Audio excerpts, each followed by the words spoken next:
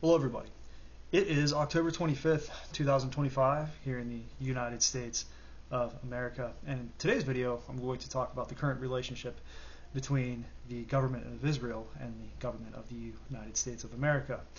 The reason I'm making this video is because of the recent comments made by members of the Israeli government in regards to whether or not they actually need American assistance. If they're dependent on American weapons and money. And my response to this is, yes, they absolutely are. Now, I'm not saying that the United States government calls the shots in Israel. Israel has, and of course everybody knows, a deep interest in maintaining support amongst members of the American government. That's why AIPAC exists. It exists for that specific reason, because, and this is the truth of it, I'll cut straight to the point, yes, Israel's existence is dependent on maintaining support within the United States of America and having the U.S. military as their, quote, attack dog in the region. Here's the truth about Israel's strategic situation in regards to its security and sovereignty and the ability to maintain itself as a nation state in the location that it's at. Israel's back is to the sea. They have a very small country with almost no defense in depth. There is nowhere to fall back to except for the Mediterranean. If there actually was some sort of large-scale war against the nation state of Israel by all of its Arab neighbors, especially at this point in time with the technological playing field being more at an even plane thanks to Russia and China, Israel knows that in this situation it would have nowhere to go. Now, the one thing that keeps this from happening and maintains the status quo is the presence of the United States in the Middle East. It is the threat of U.S. military force being used to defend the territorial integrity of Israel. Israel is dependent on this. This is the truth. This is key to their national survival, and they know that. Now, do I fault the Israelis for having this policy in regards to the United States? No, I don't fault them for it. It is an entirely rational policy to have, given their geographical location. They need some kind of insurance policy to make sure that they don't deal with any kind of large-scale invasion onto their territory. Now, this is why they have the Samson option. This is why they have nuclear weapons as a deterrent against this. But again, like, say if an invading army were to roll in, those nukes were sent flying, well, then it just guarantees Israel's destruction anyways. It's more of a deterrent in regard to, well, if you take us out, we're going to cause as much damage as possible on our way out. That's the point of it. But that doesn't necessarily stop anyone from invading. Now, the U.S. military having Israel's back, so to speak, in the region does, namely the U.S. air power. It's a big key factor in all of this. And Israel, yes, again, being a very small country with a limited industrial capacity because of its lack of resources and its small size, does need weapon imports from the United States. Its air force is heavily supplemented by the United States. They do have their own tanks, yes, the Merkava, which is, by all accounts, a pretty decent tank, which is built with the survivability of the crew in mind. But their munitions, their bombs, their air force, that is something that's heavily subsidized by the United States. This is why they've received billions of dollars in aid. And this is why there has been such a panic lately to make sure that the general public of the United States has a positive view of Israel. And again, this is why AIPAC exists. This is why so many politicians visit Israel. This is why so many people are paid to say nice things about Israel. It's in their strategic interest to make sure that this is maintained. Now, this is not an activist channel.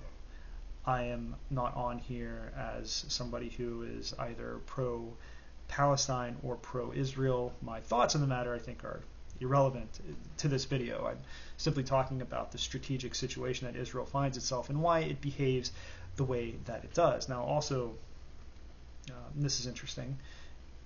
given Vice President J.D. Vance's recent visit to Israel, there was a symbolic vote within the Israeli parliament to annex the West Bank. Now, President Trump has made it clear that Israel cannot do such a thing, mainly because of pressure from its Arab neighbors. So President Trump is at least attempting to find some kind of balance between Israel's security needs, or the security needs Israel says it has, and maintaining good relations with all of Israel's neighbors. And one of the keys to that is to make sure that Israel does not formally annex Gaza or the West Bank. That's the sacrifice Israel is going to have to make sure that its Arab neighbors play nice. Now, some members, I think, of the Israeli government are just under the assumption, well, who cares about that? Who cares what the Arab neighbors think, because we have the United States military backing us. But one of the problems, though, is if you look at the polling numbers, or opinion polls, Israel's approval rating, so to speak, in the United States is plummeting. I think there's a good deal of resentment amongst both the right and the left towards having a foreign power on American soil openly advocating for the interests of that foreign power and paying politicians to do so. I think Americans find that inappropriate. It can be done. Israel could maintain its support in the United States if it wanted to, if it listened to criticism and didn't do so in such a heavy-handed way, and maybe thought a little further ahead in how it implements its foreign policy. But, well, none of that can be taken back now, and I think at least the hardliners in the Israeli government that currently exists are okay with simply doubling down on what they're doing and hoping for the best, maybe. I'm not really sure what their strategy is. It's not very forward thinking, again, because the way they're currently attempting to maintain support in the United States is causing a lot of resentment and pushback. This is just the truth. Now, if members of the pro-Israeli lobby would actually listen to this criticism, they would understand why there is such pushback towards Israeli interests within the United States and, frankly, all across the world. But many of them refuse to heed warnings, refuse to take advice, and refuse to listen to what they're being told. Constantly gaslighting the American public over any kind of mild criticism of the Israeli government, again, is causing completely unnecessary resentment towards the Israeli government. And one of the reasons why, as I mentioned before earlier in the video, they're trying so hard to maintain that support is whether they like it or not, no matter what they say. Their entire survival as a state is dependent on having some kind of military insurance policy in their back pocket, and that is the United States. The EU doesn't have the force projection capabilities to do what the United States does in the Middle East.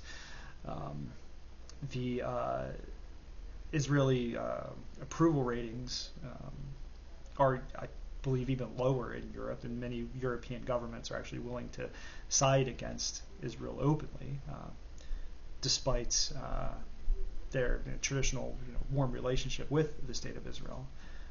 But overall, this is the position that Israel finds itself in.